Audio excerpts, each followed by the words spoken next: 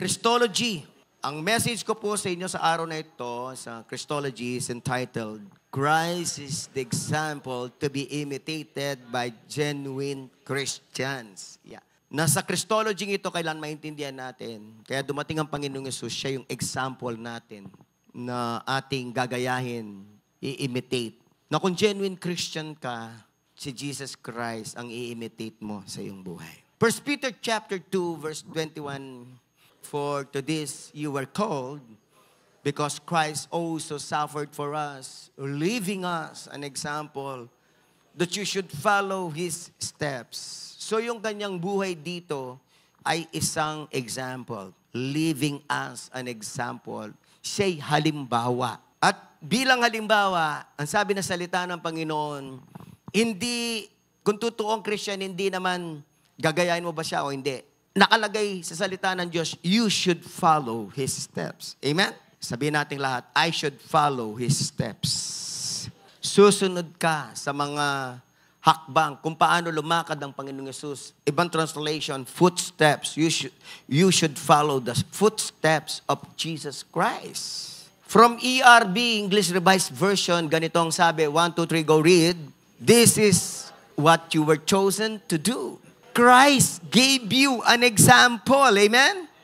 He suffered for you, so you should do the same as He did. Christ gave you an example. Binigyan tayo ng example ni Jesus kung paano mabuhay. At ang sabi na salita ng Panginoon, we should do the same. Sabihin natin lahat, I should do the same. So kung ano ang ginawa ng Panginoong Yesus, kung ano ang kanyang buhay, yun ang gagawin natin. Ang tawag dito, Christ-likeness. Sabihin natin lahat, Christ-likeness. Sa CEV, ganito ang kanyang pagka-render. If we say we are His, we must follow the example of Christ. So sabi ng 1 John 2:6, ano?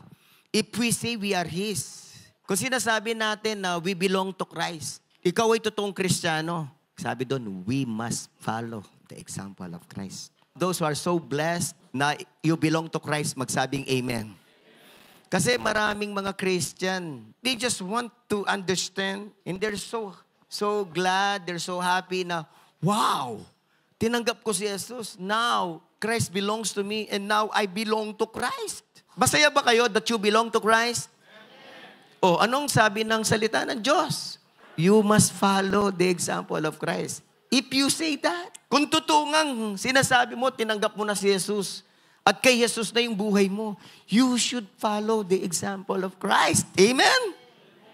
1 Corinthians chapter 11, verse 1, New King James Version. Basahin natin. Read.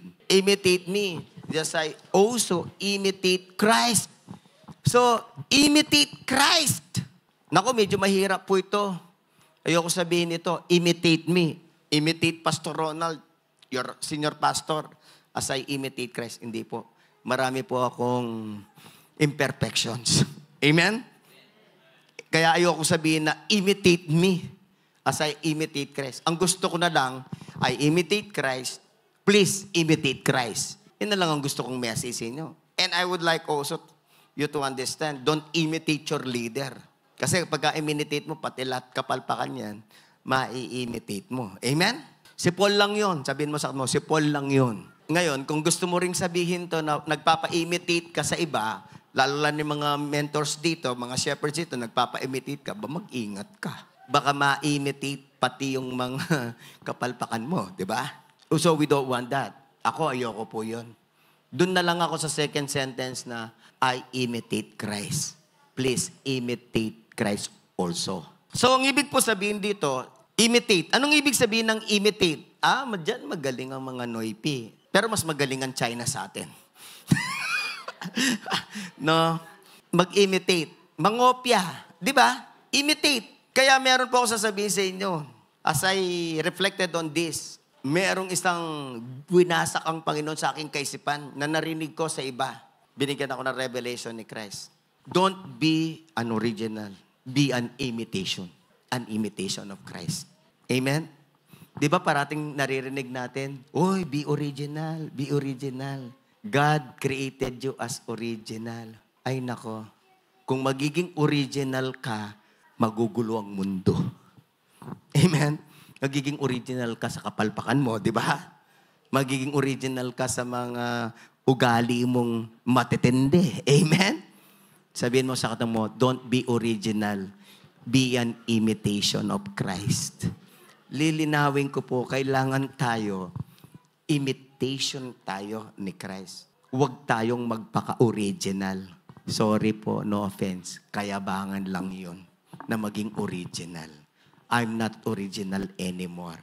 Yung original ko, palpak yun. Ngayon, imitation po ako. Unti-unti akong nagbabago. Amen? Unti-unting nakaka-bless ang aking buhay. Yun nga pagka lumitaw nga yung original, maraming ang nai-stumble Kaya sabihin mo sa kata mo, huwag mong palitawin yung original, maraming mai-stumble.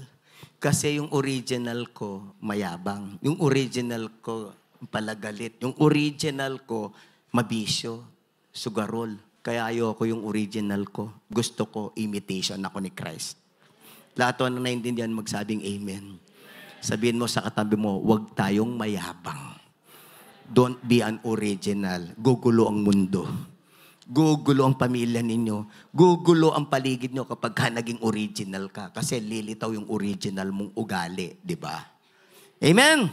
Sa Romans chapter 8, verse 29, NLT, ganito ang sabi. Read, please.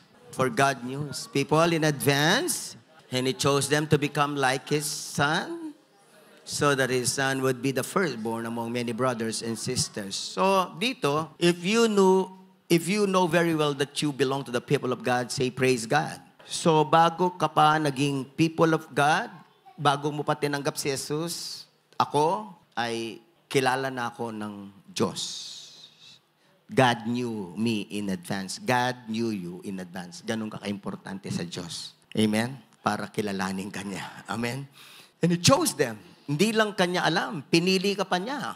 At ito po ang dahilan kung bakit kanya pinili, to become like His Son. To become Christ-like. Son-like. Christ-like. Sino po ang naintindihan na magiging Christ-like siya, magsabing praise God? NIV, the Word of God says, NIV, Romans 8:29 NIV, for those God foreknew, He also predestined to be conformed to the image of His Son, that He might be the firstborn among many brothers and sisters. Conformed to the image of His Son. Yun pong salitang conform, maging conforme at makaayon sa image, imahe ng anak. Ang salitang conform ay galing sa salitang simorphos. Simorphos. Everybody say simorphos. Nang ibig sabihin ay similar. Maging kapareho. Maging same shape. Same shape. Yan ang ibig sabihin ng conformed. Simorphos. So sabi na salita ng Panginoon sa Romans 8:29, maging similar tayo, maging same shape tayo, maging Christ-like tayo, maging katulad tayo ni Kristo. Yun ang isa sa mga purposes ng Diyos para sa akin. To be conformed to the image of His Son, to become like Christ. So here on earth, ang ating dinedevelop sa buhay natin ay Christ-likeness. Lahat na nakaintindihan, magsabing amen. Lahat na nakaintindi, magsabing Christ-likeness. At sa Romans 12:2, sinabihan tayo ng ganito, Romans 12:2, do not conform.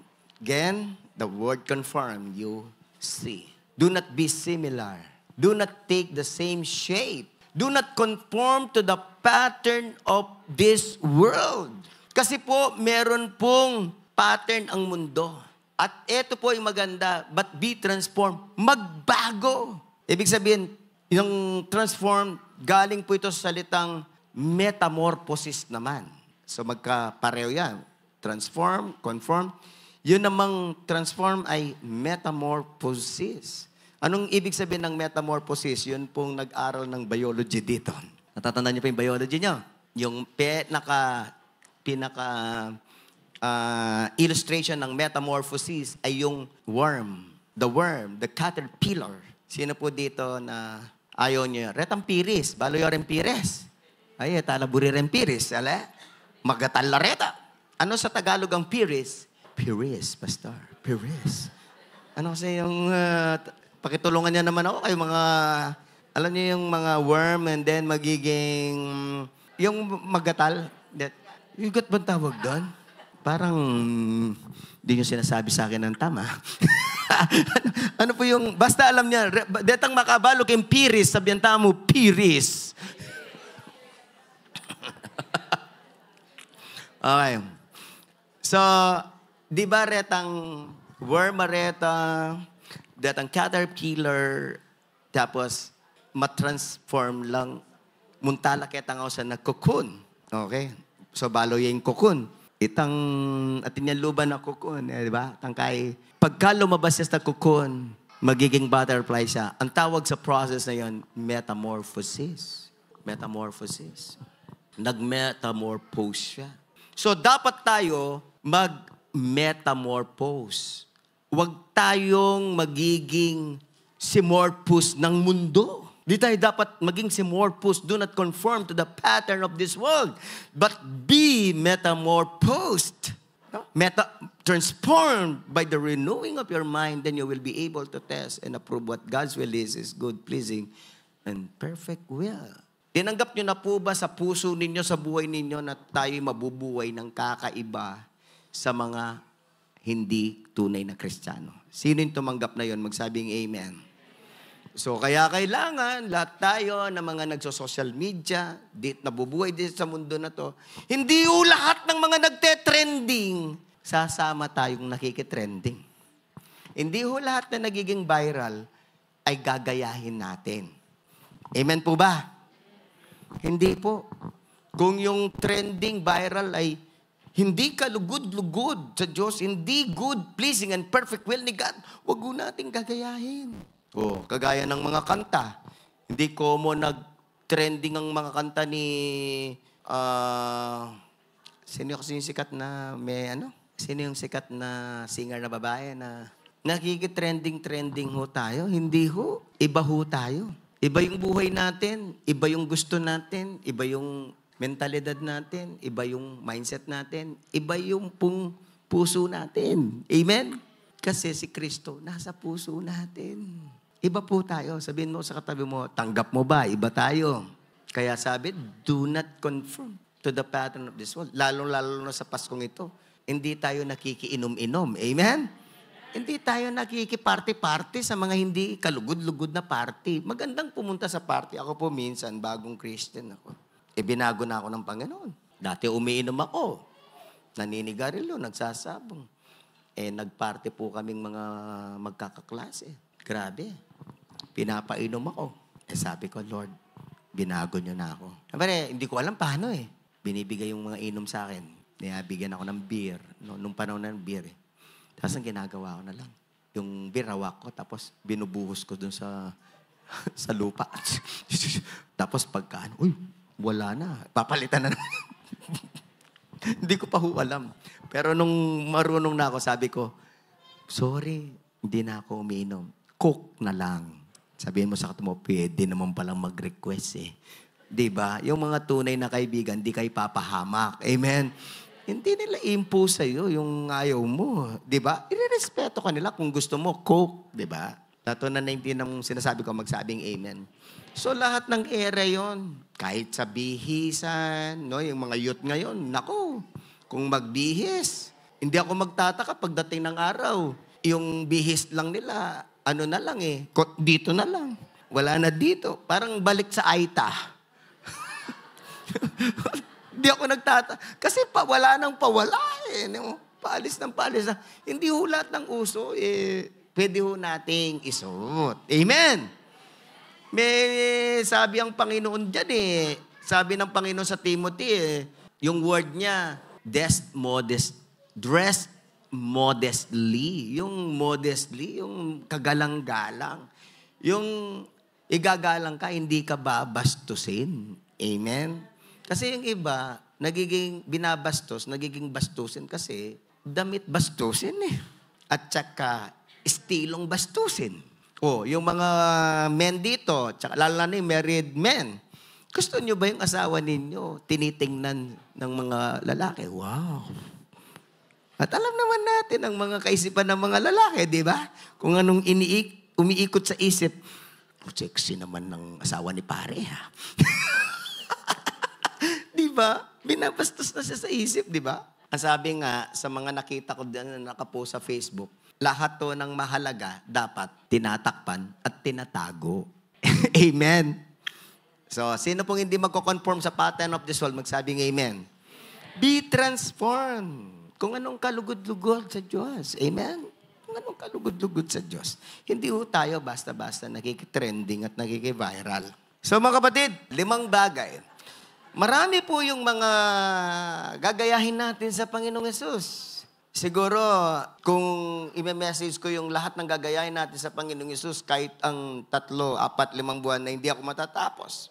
Pero, ang message ko lang sa inyo ay 5 lang muna. 5 lang. Amen? 5 lang nagagayahin sa Panginoong Yesus na nilagay ng Panginoon sa puso ko. But it should be everything about Christ. But I would just like to share with you 5 things about Christ that that each one of us should imitate, should follow Christ sa 5 area na to. Number 1, showing the character of Christ, especially during trials and sufferings. So ito po yung showing the character of Christ. Dito po kadalasan ng patungkol na tinatawag na Christ-like attitude. Christ-like character. So lahat to tayo magkaroon ng Christ-like character and Christ-like attitude. Amen? Love, patience, di ba? Mercy, Christ-like attitude. I'm not going to focus on those. Dito po kasi ang pinaka-verse, yung 1 Peter 2:21, ganito ang sabi. This is what you were chosen to do. Christ gave you an example to follow. He suffered for you, so you should do the same as He did. So in studying the context, the true meaning, getting the meaning out of this verse, yung tungkol sa suffering, tungkol sa trial. So, pagka panahon ng trial, sino nagkakaroon ng trial sa buhay at problema? Magsabing amen. Lahat naman po. So, gusto ng Panginoon na we're going to show the Christ-like attitude. Christ-like character. Pagka merong pagsubok, pagka ayaw mo, yung nangyayari. Pagka masakit ang nangyayari, doon natin ipakita yung Christ-like attitude. Mga kapatid, masakit. No, ayaw natin ng masakit. Pero ang buhay dito sa mundo, series ng mga masasakit. In fact, lahat yata ng sakit, hindi ko naman sabihin lahat ng masakit, ibibigay ng Lord sa'yo kasi iba-iba naman yung buhay. Pero, alam nyo, sa totoo lang, as many as you can, as much as you can yan. Lahat to ng masakit na bagay sa'yo, ipaparanas ng Panginoon. Sabihin mo sa katabi mo, anong masakit, bro? Braso ba? Hindi. Anong masakit sa'yo? Anong masakit na nararanasan mo? Anong nakikita? Christ-like ba? O yung original? O di ba yung original natin, pagka nasaktan tayo, sinaktan tayo, chinismis tayo, may sinabi sa atin, o ano yung original? Mag-green tunnel Nag-green na tayo. Kaya by the way, huwag kayong maglalagay ng, hindi, totoo to. Huwag po kayong magkakaroon ng mga toy na Incredible Hulk. Totoo po yun. Magiging kagaya nyo yun. Hindi, totoo to. This is not a joke. Dati kasi gusto ko yan Gusto ko mag-ipon ng Spider-Man, Superman, Batman. Delikado, sabi ko. Delikado. Pakisabi sa kata mo, may Incredible Hulk ka ba sa bahay? Kaya pala. Ano kasi pangalan ng Incredible Hulk? Dr. Bruce. Di ba? So mga kapatid, dun mo talaga malalaman ng totoong Kristiyano, totoong Christ-like. Panahon ng pagsubok. Panahon na masakit. Panahon ng insulto. Panahon ng pagsubok. Doon mo makikita yung Christ-likeness. Hindi lang ako nakapagdala ng bote. Alam niyo yung bote ng Coke? Hindi ko original to Nakita ko lang kay Pastor Prado. Ano kasi pangalan ni Prado? Steven Prado. Yung hinalog-alog niya yung, yung bote ng Coke, no? Tapos, binuksan. Anong mangyayari? Sumasabog, di ba? Anong nangyayari sa buhay niyo pagka inaalog po kayo? Pagka inaalog po kayo ng Panginoon, ano nangyayari? Tapos yung isang baso naman, ay yung isang bote naman, laman lang tubig di ba? Nung buksan, kahit inalog-alog, walang sumabog. Kaya mag-ingat kayo pagka inaalog kayo. Ano kaya lalabas? Original o Christ-like? Yaya yung mga nagyayabang dyan na gusto maging original. Amen. Oo, alam nyo, sa totoo lang, pansinin ninyo, pagka naaalog tayo, nagagalit tayo, may mga shaking, doon lumalabas yung original. Kaya mag-ingat ka sa original mo. Amen. Dapat imitation. Sabihin natin lahat, dapat imitation. Imitation of Christ. Okay, di pagka inaalog ka, Lord, Jesus, kayo po ang lalabas. Di patience lang, di ba? Pag-ibig, forgiveness, mercy. Amen ba? Kapag kami suffering, pag kami pagsubok, imbis na lumayo sa mentor sa church, lalong magpapatulong sa mentor at saka sa church. Amen? Pagka na-correct, hindi nagbubuisit, hindi nagtatanim sa mga loob, nagpapasalamat sa nag-correct. Amen? Mahirap kaya mag-correct. Amen? Sobrang hirap nun. Sino po dito ang dedicated na maging Christ-like? Say amen. Character. Pero hindi lang character. Pangalawa, living fully dedicated to the purpose of living for God's will and living in God's will. Yan si Jesus Yan ang Panginoong Hesus natin. Yan ang tinanggap mo sa puso mo. Yan ang Kristo na nabuhay dito, na nag-set ng example sa atin. Na hindi siya nabuhay sa kanyang sariling kalooban, kundi sa kalooban ng Ama. Let us read. John chapter 6, verse 38. Basahin natin. Go. For I have come down from heaven, not to do my will, but to do the will of Him who sent me. Amen? I have come down from heaven not to do my will. I have lived here on earth not to do my will, but to do the will of Him who sent me. There will always be a battle between your will, my will, and the will of God.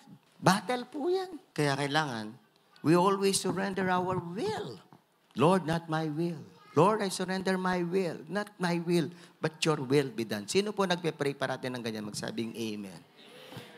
You know, that's the purpose of our life. That's how we glorify God. We glorify God by living in His will and for His will. You know, hindi lang po blessing ang mabuhay sa kalooban ng Diyos, kundi isang disaster. It's a big disaster not to live in the will of God and not to do the will of God. It's a big disaster. Actually, it is foolishness not to do the will of God. Ephesians chapter 5, verses 15 to 17. Pakilagay mo nga, kapatid. Ephesians 5:15 to 17. Be very careful then how you live, not as unwise, but as wise, making the most of every opportunity, because the days are evil. Therefore, do not be foolish, but understand what the Lord's will is.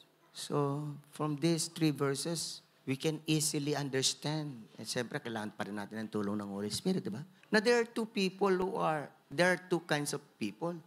One unwise and one wise. The unwise is also called foolish. The unwise and the foolish, they don't care to know the will of God. They don't care about the will of God. And even if, and it's a greater foolishness na malaman ang kalooban ng Diyos and then not to do it. That's a greater foolishness, by the way. But the wise, sino po dito ang gustong mabuhay ng wise at maging well-spent ang buhay natin dito sa lupa? Magsabing amen. We care to know the will of God and we're committed to do the will of God like Jesus Christ. Because our Lord Jesus Christ, our example, ganun siya nabuhay. Lord, not my will, but your will be done in my life. Amen? The wisest thing that we can ever commit our life to is commit to do the will of God. To live in the center of the will of God. It is very dangerous. At sigurado ko, very disastrous. Mapapahamak ka kapag wala ka sa kalooban ng Diyos. Amen. If you want to live outside the will of God, first and foremost, confused ka. confused ka. And there will be no blessing of God upon your life. Pero yung mga nabubuhay sa kalooban ng Diyos, they are always safe. They are always peaceful. They always have the favor of God. And they are assured as ang kanilang Diyos. Pagtatanggol sila ng Diyos, tutulungan sila ng Diyos. You are always assured of that. If you live in the center of the will of God, you are Christ-like, you are assured of His favor and all His help. And God will turn the world upside down para ma-accomplish ang will niya sa buhay mo. You know, if you are fully committed to do the will of God, you are fully committed, fully dedicated to the will of God, walang makakapigil sa great plan ng Panginoon sa buhay mo. Wala. Walang makakasira ng great plan ng Diyos sa buhay mo. Wala. Kapag committed ka sa will ni God, lahat ng kapangyarihan ng Diyos, i-unleash niya. Lahat ng kanyang kapangyarihan, gagamitin niya para maganap ang kalooban niya, dakilang plano niya sa iyong buhay. You know, kahit verse mo yung Jeremiah 29:11. Lahat ng memory verse ng Jeremiah 29:11, paki-recite nga. 1, 2, 3, go. Recite. For I know.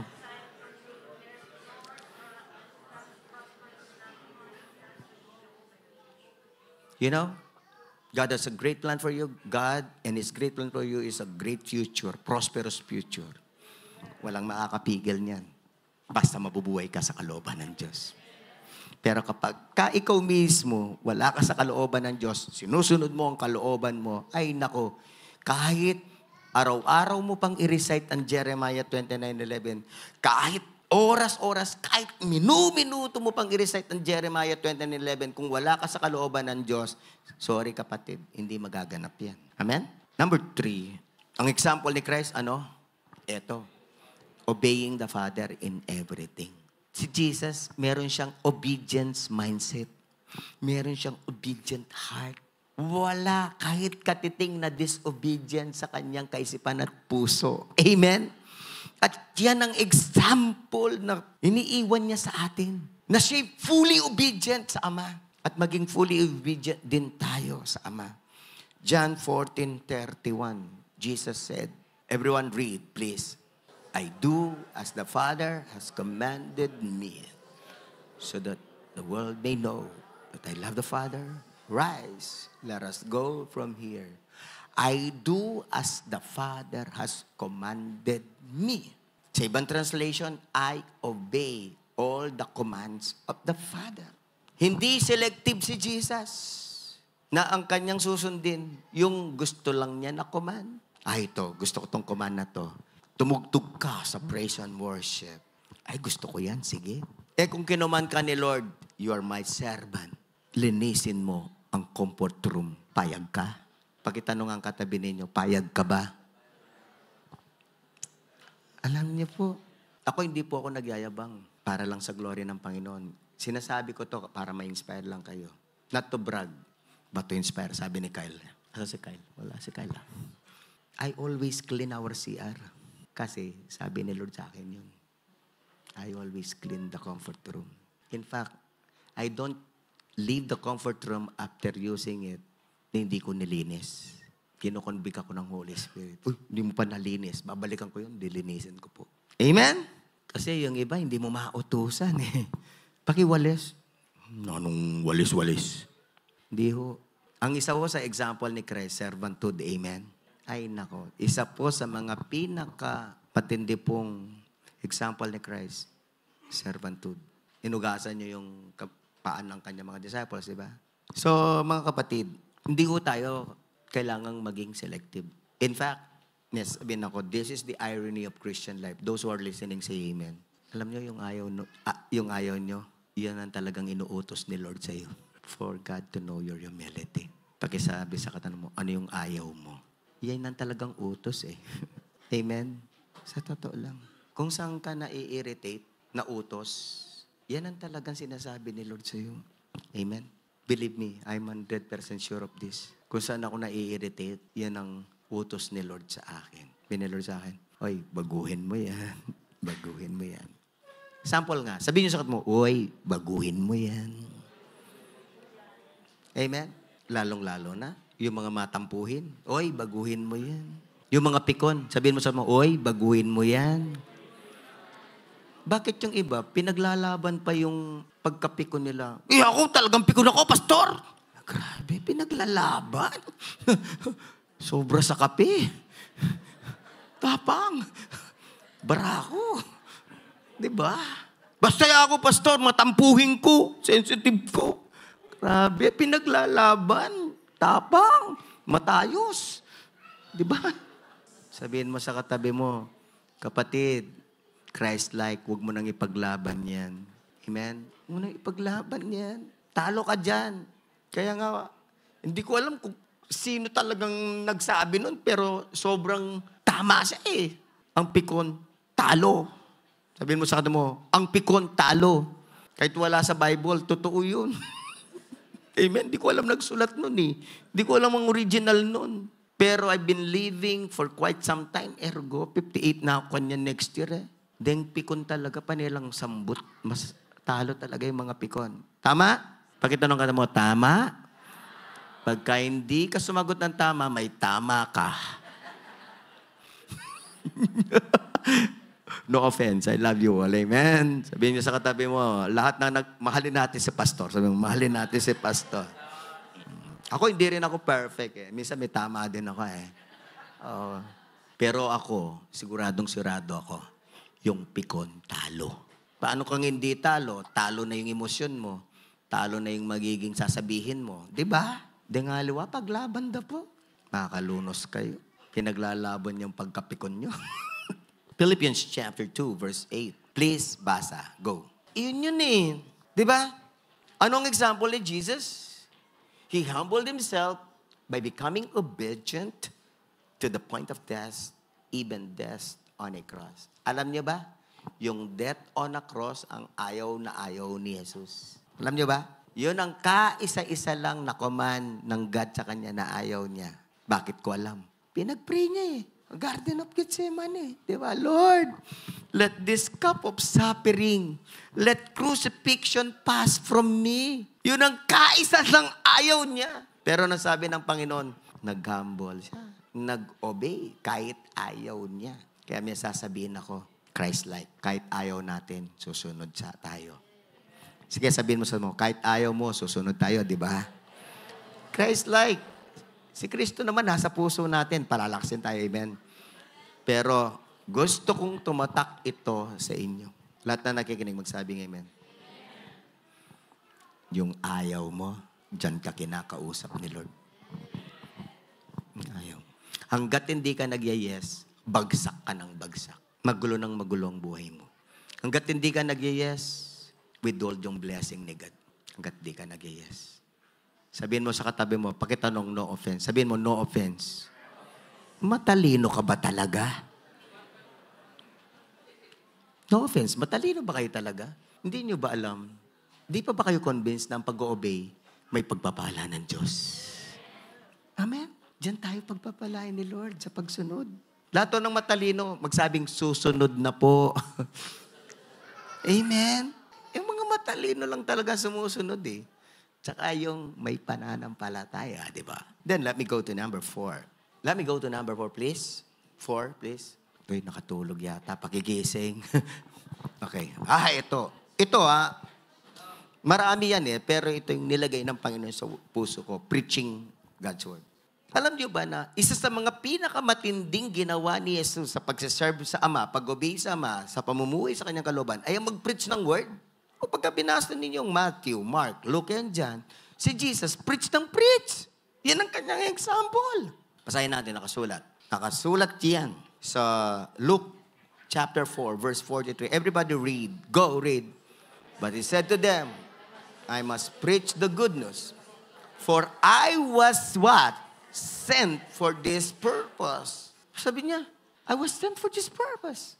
Ang dahilan kung bakit ako sinugo ng Ama ay i-preach ko ang good news of the kingdom. I must preach. Kaya nga pagka binasa ninyo ang ministry ni Jesus, preach siya ng preach. From village to village, from town to town, man to man. Preach siya ng preach. Hindi limited kung maraming makikinig. Kahit isa lang ang makikinig na Samaritan woman, magpipreach siya. Kahit isa lang na Nicodemus, magpipreach siya. Amen? Kaya mga kapatid, ito po ang halimbawa ng Panginoong Yesus na kailangan nating gayahin. Na lahat po tayo mag-preach. We're all called to preach. Sabihin mo sa kata mo, you are called to preach. Sabihin mo, you are commanded to preach. Bakit alam ko? Mark chapter 16, verse 15. Basahin natin. Go, read. Sabi ni Lord sa'yo, preach the gospel to every creature. Amen? Christ-likeness. Alam niyo po, ang Christ-likeness, hindi naman po sa attitude lang. Yung iba kasi, super emphasized sa Christ-likeness, sa attitude. Nakakalimutan na ang Christ-likeness, totality. The entire life. The total life of Christ. Christ-likeness is the total, complete, the entire life of Christ. Hindi natin gagayahin si Jesus doon lang sa forgiveness, sa love. Hindi lang doon. Gagayahin natin si Jesus kung paano siya nag-serve sa Ama. Nag-preach siya ng gospel. Kaya kapatid, magpipreach ka rin ng gospel. Preach the gospel. Sabihin mo sa kapatid mo, preach the gospel. To every creature in your home, to every creature in your family, to every creature in your gathering in this Christmas season, sa mga Christmas party mo, preach the gospel to every creature in your office, in your business, to every creature in your school. Preach the gospel to every creature in your community. Sino pong ang gusto maging Christ-like magsabing amen? So, yung iba kasi, minsan merong misconception at nagyayabang ba, Pastor, basta ako, mabait ako. Binago ako ni Lord, okay na to. Sige, Pastor, di ako absent sa church, ako absent sa care group, magbibigay ako ng tithes. Pero Pastor, hindi po ako magpipreach. So, you don't want to obey Christ. Amen? And every disobedience is a sin. Maraming hindi po nakaka-feel niyan eh. Na mag-disobey sa command ni Christ na mag-preach, disobedience yan. Sabihin mo sa katabi mo, refusing to preach is a sin. Lahat to na nagsising in na yan, sa tulong ng Holy Spirit, nagsising in sa puso niya, magsabing amen. Man ako kailangan magdala pa ng sink dito kagaya ni Elon Musk, di ba? Lahat to na gusto maging Christ-like, magsabing amen. Sabihin natin lahat, I'm committed to be Christ-like. I will preach the gospel. Sabihin mo sa katabi mo, narinig ko yan. At saka, naka-record yan. Amen. Kasi yung iba napakalaki ng deception at misconception na, pastor lang magpipreach. Hindi lahat tayo. Lahat tayo. Ngayon, kapatid, para makapag-preach ka ng gospel, may decision ka, pagkatapos, mag-aral ka. Paano ka naman makaka-preach kung hindi ka nag-i-equipping at hindi ka nag-aaral? Ang una mong i-preach, John 3:16. Yan ang gospel. Preach John 3:16 to every creature. Sabihin mo sa kanila, preach John 3:16. The gospel of John 3:16. Kaya po alam nyo, isa sa mga dahilan na binago natin yung 4SL kasi preach the gospel of 4SL. Na ano po ako napaisip ako, preach the gospel of 4SL. Wala naman sa Bible Kaya nilagay ng Panginoon sa akin, John 3:16. Amen? O kaya kailangan, masterin mo ng John 3:16. Pagka na-master mo na yung John 3:16, dadagdagan ka na ni Lord. Amen?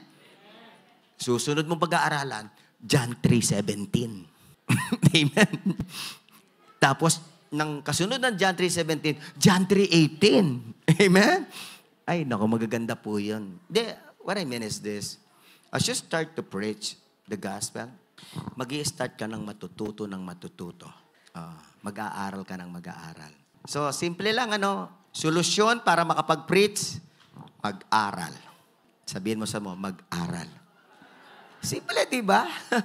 Yung ibang hirap, Pastor, ang hirap mag-preach.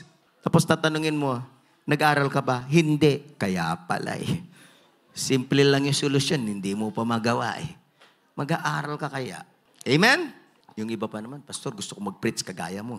Sabi ko, tanong ko, nag-preach ka na ba ng John 3:16 sa kaklase mo? Hindi pa po, mag-preach ka muna dyan.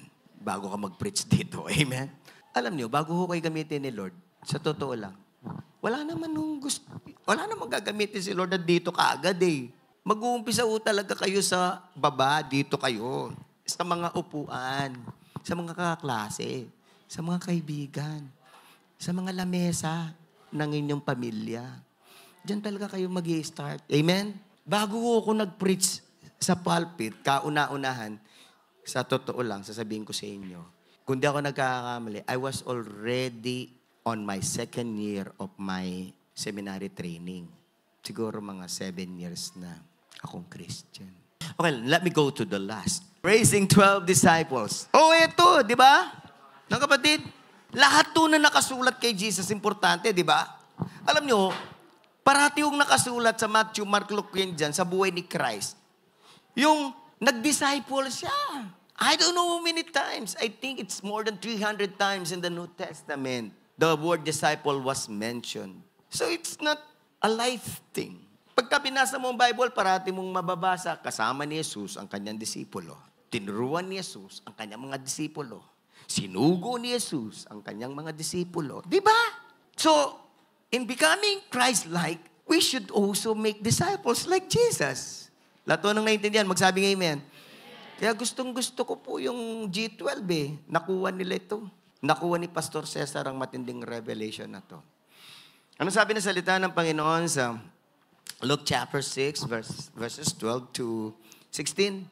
Now it came to pass in those days that he went out to the mountain to pray and continued all nights in prayer to God. So all night, nagpe-pray si Jesus. Then verse 13 says, and when it was day, he called his disciples to himself. And from them, he chose 12, whom he also named the apostles. So, tinawag na niya yung mga disciple. Nag-disciple na siya. Simon, whom he also named Peter, and Andrew his brother, James and John, Philip and Bartholomew, Matthew and Thomas, James the son of Alphaeus, and Simon called the Zealot, Judas the son of James, and Judas Iscariot, who also became a traitor.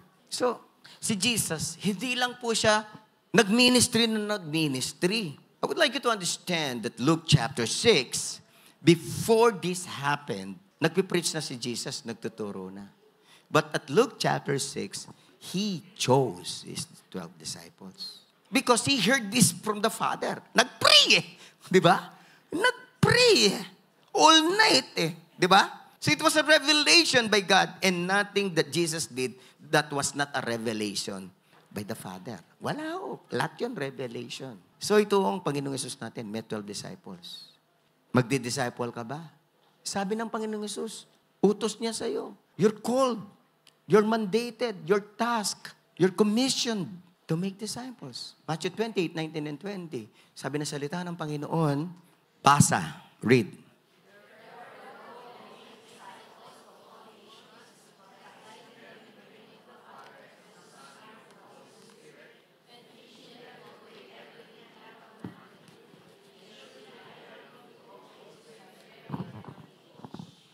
Sino nakabasa ng make disciples? Sabihin natin, make disciples. Make disciples. So, it's Jesus Himself who said this to His disciples. Sabi niya, go, make disciples.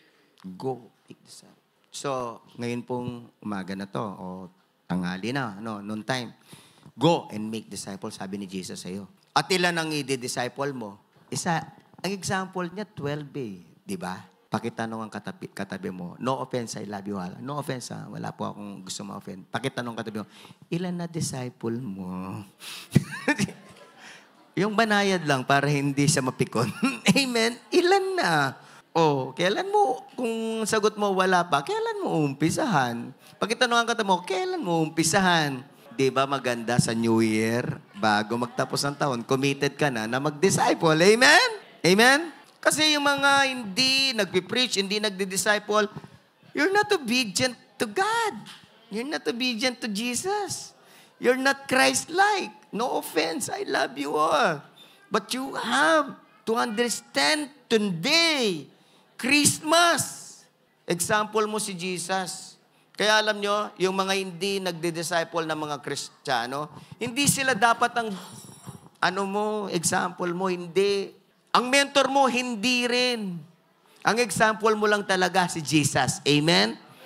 Kasi yung mentor mo, tagal na rin. Wala pang 12 eh. Di ba? Huwag mo siyang gawing example. Sabihin mo sa katabi mo, lagpasan mo na yung mentor mo. Kung papatay-patay siya, hindi siya kumikilos, lagpasan mo na. Amen. By God's grace, lampasan mo na.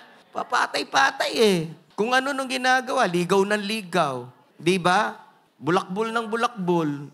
Kung sino-sino sinasamahan na mentor, nakikipag-fellowship, di nagdi-disciple. Sorry, no offense ha. Ganito kasing ginagawa ng iba eh.